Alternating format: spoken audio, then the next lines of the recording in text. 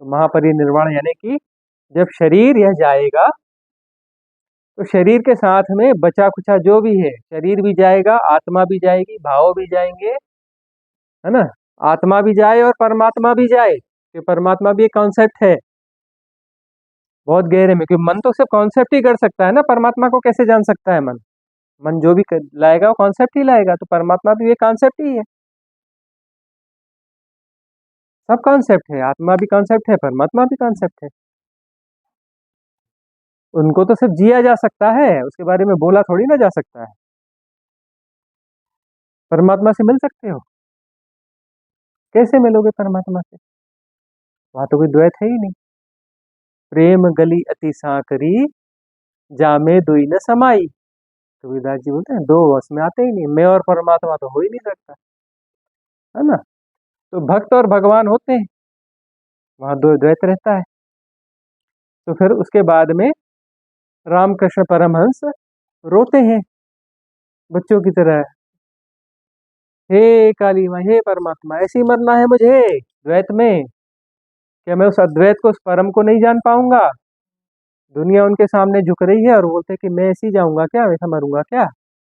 हे अस्तित्व, हे परमात्मा, तुम जो भी हो, तुम्हारा कुछ नाम है नहीं है, कुछ करो,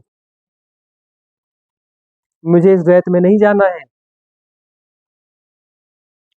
ऐसा रोते हैं और फिर जाके काली के पास कर जाते हैं, फिर बोलते हैं अरे मैं फिर इस काली के चक्कर में फंस गया, है ना। उस माई को बोलते हैं अरे तू मेरे से, तू अपने आप से मेरे को मुक्त कर, उसी को वो जाके बोलते हैं। तड़पते हैं, बच्चों की तरह बिलखते हैं, जमीन में लौटते हैं, चीखते हैं, चिल्लाते हैं। तब विजन आता है शिवपुरी बाबा को, देखो अस्तित्व में कैसा सपोर्ट सिस्टम काम करता है। अमरकंटक में बैठे शिवपुरी बाबा, जंगल में, केरल में जन्मे, 25 साल की अवस्था में आई, 50 साल 25 साल अमरकंटक में साधना करी। उस दौरान उनको अपना विजन आ रहा है कि ये, उसको फिर अपना पूरा सर्च करते हैं, अच्छा ये जगह है, यहाँ ये बंदा है, मतलब मेरी साधना अधूरी है। फिर वो तोतापुरी महाराज को बुलाते हैं, वहां पर एक रंग महला करके मंदिर है, वहां के महंत थे, उनको बुलाया। अद्वैत आचार्य, देखो कैसे कैसे अद्वैत आचार्य जी थे, अद्वैत के आचार्य, मंदिर के महंत, और बोल रहे हैं ठीक है इसका भी मजा लेते हैं, जी रहे हैं लोगों को, ये है तो ऐसा ही है। और अद्वैत के आचार्य हैं, द्वैत में फंसते नहीं है, द्वैत को खेल लेते हैं, प्ले कर लेते हैं, द्वैत को प्ले कर रहे हैं। अद्वैत के आचार्य अद्वैत में जी रहे हैं, जी अद्वैत में रहे हैं, द्वैत को सिर्फ प्ले कर रहे हैं। उन्होंने कहा कि महाराज क्या पड़े हो चक्कर में, निकलो भ्रमण पे जाओ, यहाँ यह बंदा है, उसको आपकी जरूरत है, आचार्य आप हो अद्वैत के। उसकी हृदय की पुकार और पीड़ा उठी है, अस्तित्व में तो पात्रता खाली नहीं रहती। जो सुपात्र है, जिसकी पात्रता बन चुकी, उसका पात्र उसी समय भर दिया जाता है, जैसे जैसे पात्रता बनेगी वैसे वैसे उसका पात्र भर दिया जाता है, कोई समय का अवरोध नहीं है। देख उसकी, देखो महाराज इसकी पात्रता विकसित हो रही है, ये कल्प रहा है, और जितना कल्पेगा इसकी पात्रता और विकसित होती जाएगी। जाओ पहुंचो, जल्दी पहुंचो और यहाँ पर इसकी हेल्प करो। पहुंच गए तोतापुरी महाराज, पहुंचने के पहले ही खबर पहुंच गई कि कोई आचार्य आ रहे हैं अद्वैत के, और रुकते रुकते जा रहे हैं, तो आगे के यात्री को ही तोतापुरी महाराज इस दिशा में यात्रा पे निकले हैं, खबर फैलती चली गई। और बड़े प्रसन्न रामकृष्ण परमहंस की, वो आ रहे हैं तोतापुरी महाराज, अस्तित्व ने मेरी पुकार सुन ली, गुजरने वाले से पहले ही वो बाट जो रहे थे, जा करके रास्ते में ही पैर पकड़ लिए, महाराज कृपा करो, बोल क्या करना है। महाराज द्वैत में फंसा हूँ, द्वैत में मरना नहीं चाहता, फंसा हूँ लेकिन मरना नहीं चाहता, द्वैत की सारी ऊंचाइयां देख ली, लेकिन मैं इसमें इसमें अपने आप को आधे रास्ते में छोड़ना नहीं चाहता, अद्वैत की दीक्षा दो। उन्होंने कहा दीक्षा तो मैं दे दूंगा, लेकिन मेरी कुछ शर्तें हैं। मैं अलग किस्म का साधु हूँ, एक जगह टिकता हूँ 3 दिन, 3 दिन बाद में जगह छोड़ देता हूँ। 3 दिन है तेरे पास, 3 दिन में तुझे छलांग लेनी है ले ले, नहीं लेता तेरा भाग्य। तू भाग्य को जी रहा है तो जी भाग्य को, मुझे क्या लेना देना। हम तो किसी भाग्य वाले हैं नहीं, भाग्य में हम नहीं जीते। तो वह जो है एक दिन साधना करी और निकल गया। रामकृष्ण परमहंस उन्हें जो है बैठे आंख बंद करी और काली का दर्शन शुरू, बैठे और काली का दर्शन शुरू, तुरंत प्रकट, बोले हटा इसे, हटा इसे। हाँ महाराज कोशिश करता हूँ, हाँ महाराज कोशिश करता हूँ, नहीं हट रही। दूसरा दिन हो गया, अरे ऐसा कुछ करके देख, अरे वैसा करके देख, अरे यह कर, अरे ऐसी धारणा, यह लेक्चर, वह लेक्चर, फलाना ढिकाना, महाराज हटती ही नहीं। दूसरा दिन समाप्त हुआ, बोले बेटा कल आखिरी दिन है, तेरी मर्जी है ना, तू छलांग ले पाता है नहीं ले पाता है, कैसा तू संकल्प करता है तू जान। कल अपने नहीं महाराज मेरे को रास्ते में छोड़ के मत जाना, आधे उसमें छोड़ के मत जाना, मुझे पार जरूर करवा देना। उन्होंने कहा कि मैंने तो एक दिन रुकना है, तू अपनी इंटेंसिटी को बढ़ा, अपनी क्षमता को बढ़ा, अपने संकल्प को बढ़ा और तू पार हो जा, मैं तो सिर्फ एक दिन और तुझे साथ दूंगा। अगले दिन संयोग से उनको जो है एक कांच का टुकड़ा मिल गया कहीं से, तोतापुरी महाराज को।